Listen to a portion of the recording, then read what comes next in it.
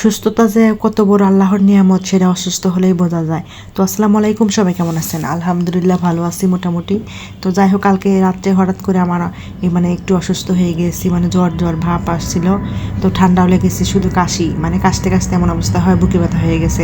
তো যাই হোক, সকালবেলা আপনাদের ভাইয়া হচ্ছে সকালে ভাত বসিয়ে দিয়েছে লাইনে গেছে, দিয়ে উনি শুধু ভাতটা রান্না করে গেছে। আমি একটু দেরিতে উঠেছি, তার কারণ আমার অনেক খারাপ লাগতেছিল, উঠে মাথা ঘোরাচ্ছিল। তো শরীরটা মনে হচ্ছে কি পাক পাক পাকতাছে এরকম মনে হচ্ছে। তো যাই হোক, এই যে আমি সকালে একটু দেরিতে 8:30টার সময় উঠেছি। উঠে হচ্ছে যে ছেলে মেয়ে যেহেতু বাসায় আছে, ওদের আজকে পরীক্ষা নাই, তো এই যে ওদের জন্য হচ্ছে হালকা পাতলা রান্নাবান্না করলাম। তো রাত্রে হচ্ছে ভাজি ছিল, ভাবলাম যে 2টা ডিম ভেজে দিই, ওরা ভাজি দিয়ে খেয়ে নেবে, ভাত তো রান্না করা আছে। তো আপনাদের ভাইয়াকে সকালবেলায় বলেছিলাম যে মাছটা একটু বের করে রাখো, যাতে মাছটা ছেড়ে গেলে বরফ ছেলে গেলে ভাত ভেজে নিতে পারি। তো যাই হোক, এই যে মাছটা যেহেতু অনেকক্ষণ হলো ভিজিয়ে রাখছিল, ভাবলাম যে সকাল সকালে মাছটা ভেজে রেখে দিতে করে নষ্ট হয়ে যাবে। মাছটা কিন্তু ভিজে রাখছে অনেকক্ষণ হলো। তো যাই হোক, মাছটাও ভেজে নিলাম। মাছটা ভেজে নিয়ে তারপরে হচ্ছে গিয়ে যে ঘরে অন্যান্য কাজ আছে, আমার মেয়ে ছেলে মেয়ে সবাই উঠে গেছে। তো এই যে দেখেন, আমার ছেলে মেয়ে আমি অসুস্থ হলে আমাকে ওরা অনেক কাজ হেল্প করে যায়। আমার মেয়ে দেখেন আমার বিছানাপত্রগুলো কিন্তু গোছাচ্ছে, আর আমার দাঁড়িয়ে দাঁড়িয়ে রান্না করতেছিলাম। তো তো অনেক খারাপ লাগতেছিল। একটু পর পর হচ্ছে আমি আসতেছি, রুমে আসতেছি, এসে এসে হচ্ছে বিছানায় বসতেছি, খারাপই লাগতেছে, মাথা ঘুরাচ্ছে, শরীরটা মনে হচ্ছে কি পাক পাড়তেছে। আমার যদি একবেলা যদি জ্বর আসে, আধাবেলা জ্বর আসে, তাহলে দেখা যায় কি আমি মনে হয় কি বিছানায় পড়ে যাবো, এরকম অবস্থা। তো যাই হোক, ঘর দোয়ার কোনো মতে গোছালাম, গুছিয়ে তারপরে যে ওদের খাবার দিয়ে তারপর আমি হচ্ছে যে খেয়ে নিচ্ছিলাম।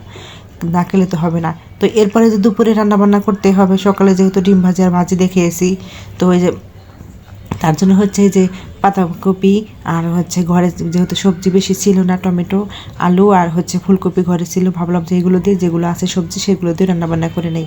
তো এই যে মশলা গুলে নিয়েছিলাম, গুলে নিয়ে তারপর হচ্ছে দিয়ে দিলাম। আর অনেকক্ষণ হলেও হচ্ছে আমি রান্নাবান্না করতেছিলাম। তো সে মাথা ঘুরাচ্ছিল, মেয়েকে বললাম একটু মোড়াটা এনে দাও। তো এই যে দেখেন আমার মেয়ে কিন্তু মোড়াটা এনে দিয়েছে। এরপরে যে ধনিয়া পাতাগুলো ধুয়ে রাখছিলাম, এগুলো হচ্ছে কেটে নিলাম। কেটে নিয়ে হচ্ছে কি যে সবজিগুলো সবগুলো সবজি দিয়ে দিব। আর এত সংসারে দেখা যায় কি, মেয়ে মানুষ যদি অসুস্থ হয়ে যায় তাহলে সংসারে দেখা যায় এলোমেলো হয়ে যায়। একবেলা যদি আমরা মেয়ে মানুষ পড়ে থাকি তাহলেই দেখা যায় কি সংসারটা একদম এলোমেলো। তারপরেও আলহামদুলিল্লাহ আমার বেশি একটা অসুখ বিসুখ হয় না, আল্লাহর কাছে এটাই শুক্রিয়া। তো যাই হোক, এরপর হচ্ছে গিয়ে যে দেখেন সবজিগুলো সব দিয়ে কষিয়ে নিচ্ছিলাম। আর ভাবলাম যে যেহেতু পাতাকপি অল্প একটু তরকারি, তাই কয়েকটা হচ্ছে টমেটো কেটে দিলাম।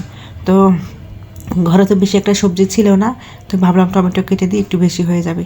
তো যাই হোক, এরপর ঢাকনা দিয়ে ঢেকে দিলাম, কষানো শেষ, এখন পানি দিয়ে দেবো। তো আমারও অনেক খারাপ লাগতেছিল, বসে বসে রান্নাবান্না করতেছিলাম।